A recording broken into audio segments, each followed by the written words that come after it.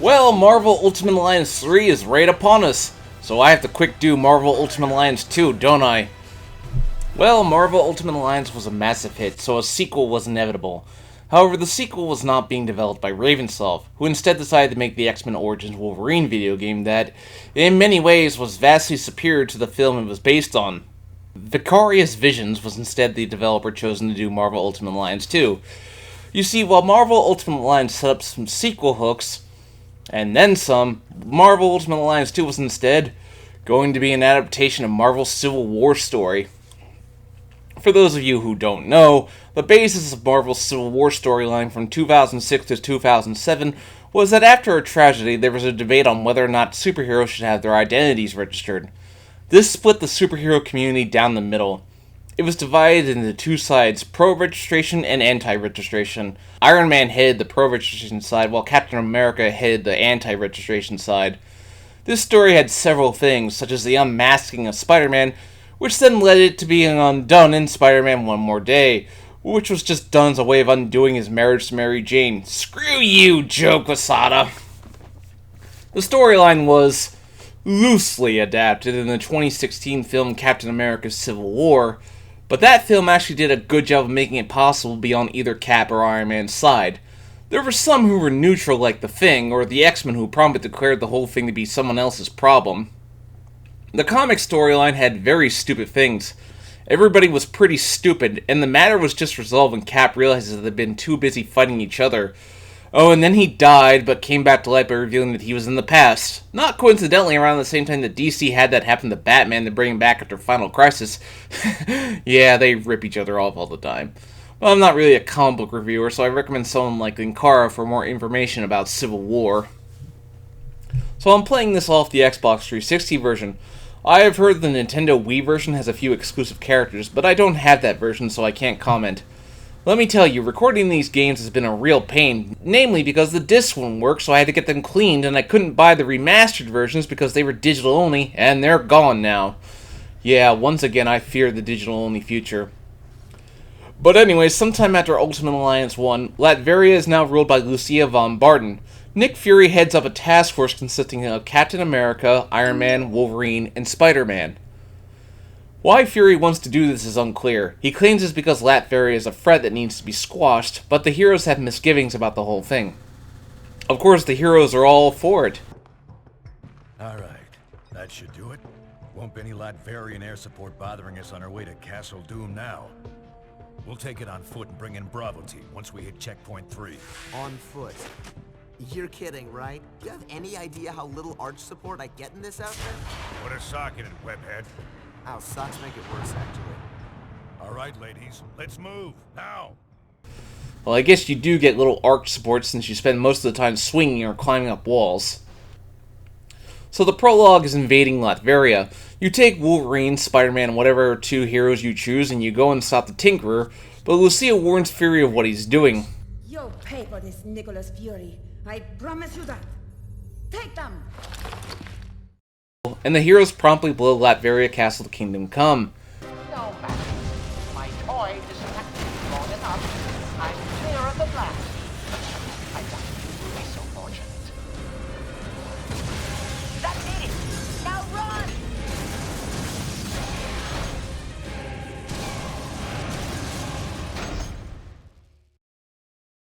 One year later, Miss Marvel is missing and the team is sent to save her, but you find that Lucia is now a cyborg. Yeah, that's a little weird. I'm not really familiar with this character, but is that what happened? She's obviously not very happy about this whole thing. If it were only that simple. I am no longer human, as you can see. Fury ripped that from me 1 year ago today. Now I am a pawn. Nothing more, nothing less. But after she's beaten, Nick Fury reveals his rather morally ambiguous decision. Yes, sir. And it hurts to imagine what she's done with that money, knowing what we now know. Thank you, Colonel. I have a recommended response scenario for the That won't be necessary. Sir, if I may, this situation is sure to escalate. We have a pleasant relationship with Lucia. We'll handle things diplomatically. I kept you in the dark so that if something like this ever happened, your consciences would be clear. It's on me, And I'm taking the fall for this one. You got that right.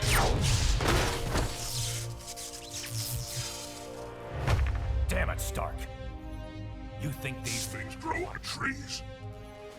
But this causes the government to debate over whether superheroes should be registered or not. So you go to Washington, D.C., where another terrorist attack is under play, but it mainly serves the purpose of setting up the SOs against superheroes. Of course, there's always the dignified comic relief. You like American? Yeah! You stupid, vaguely foreign freaks! You ruined my vacation!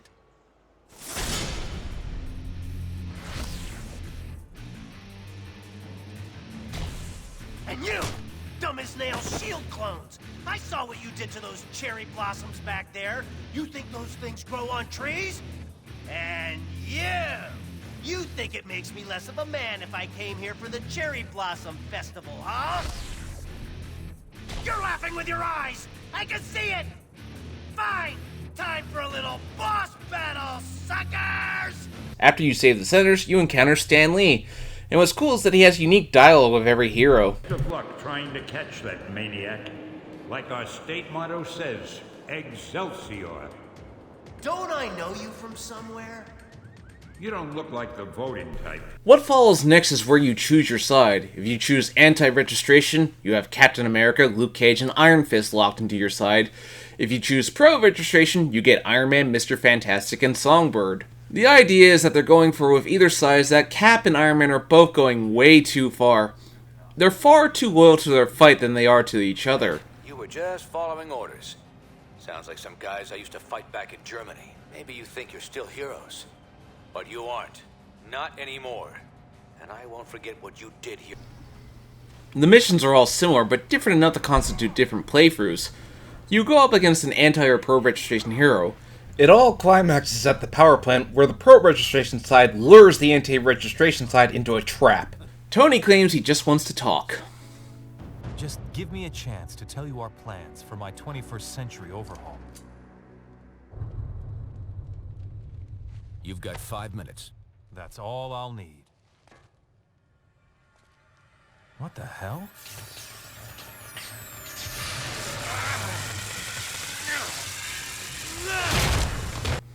To be honest, considering all the shit he did in Civil War, that punch was very satisfying.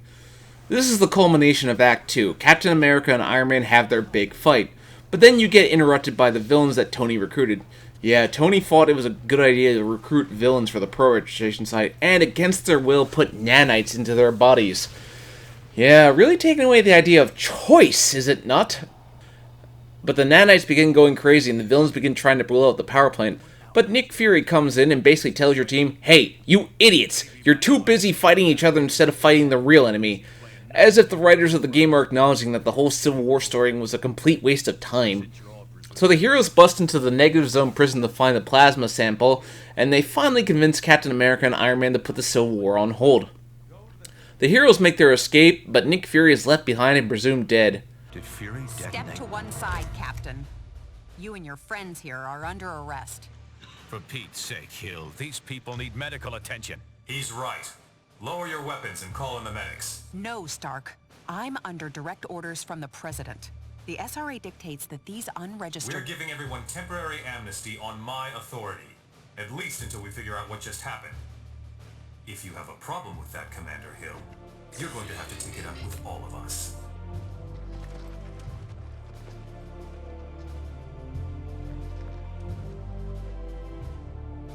Get the medics down here. Yeah, that's long overdue. The story is largely a big middle finger towards Civil War, or at least that's how I see it. While it was running, Civil War was derided for its rather idiotic plot, because the plot depended on both Captain America and Iron Man being idiots.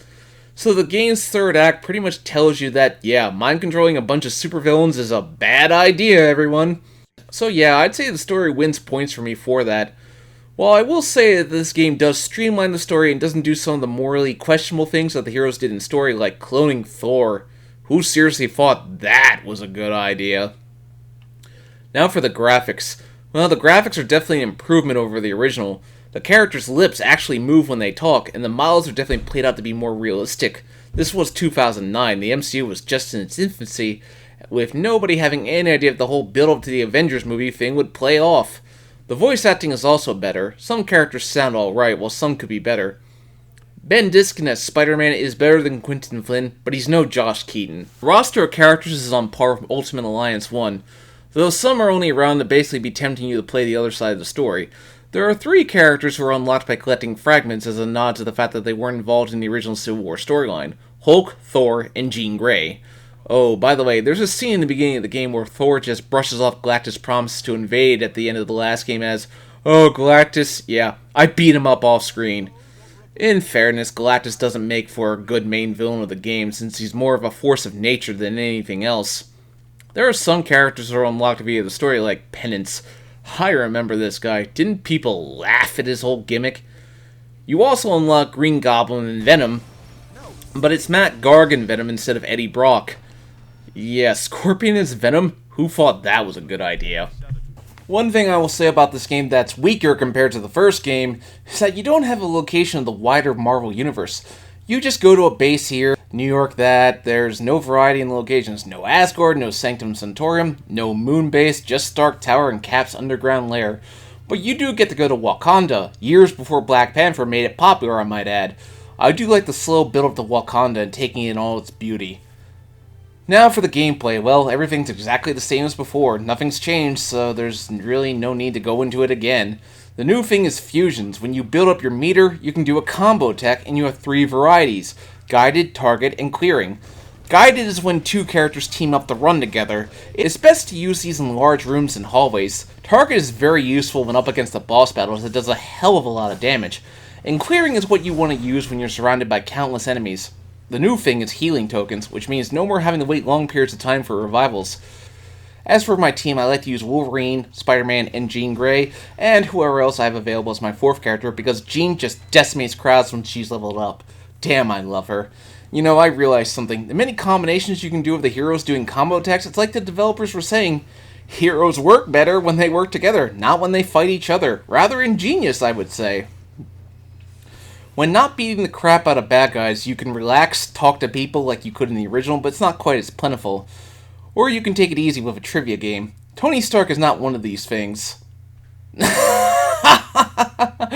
Oh, that's ironic.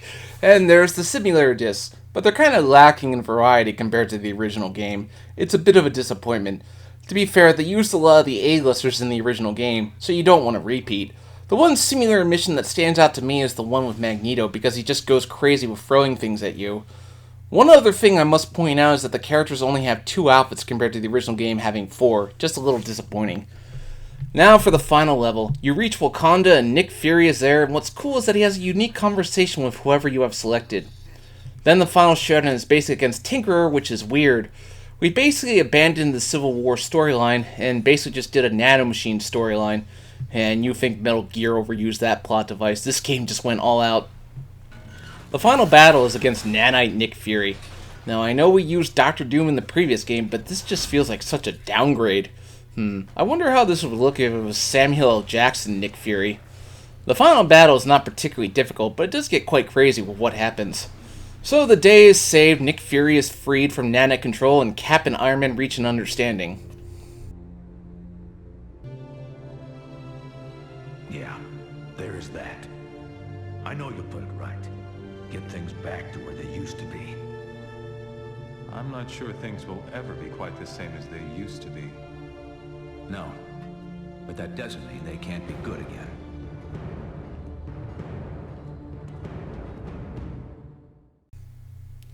Now, why couldn't the real Civil War have ended like that? So Marvel Ultimate Alliance 2 is actually pretty awesome. It's lacking in content compared to the previous game, but it's damn good and it's a huge improvement over the actual Civil War storyline.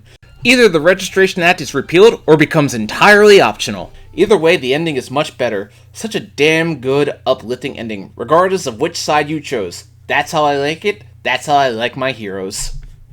Now, thanks to the actions of a small but steadfast team, we've been given another chance. We must not squander it, and we won't. We saw what could happen if all individuality were lost. But we were also reminded that there are some things we can only accomplish when we're united. Now, our alliance stands reforged, ready to meet whatever challenge might be next, together. But now, I understand better than I ever have that that's not what they are. They're people. We heroes can work together, and in order to protect this world, we must. But from now on, our alliance will be forged in trust, not in fear or force. Because no threat can stand against us when we choose to act as one.